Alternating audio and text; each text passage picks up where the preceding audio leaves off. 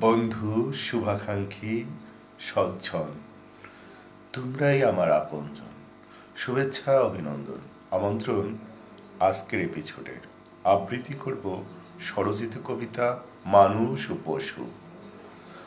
পশু সে তো দেখেই চেনা যায়, হাত পা মানুষের মতো, তবু সে মানুষ নয়। মানুষের থাকে ভেদ জ্ঞান, মানুষ করে সুন্দরের ধ্যান, মানুষ করে না বর্বর আচরণ। ক্ষুধ পিপাসায় অভিন্ন, পশু আর মানুষের পার্থক্য ন্যূন। কর্মের ভিন্নতা শুধু মানুষের জন্য।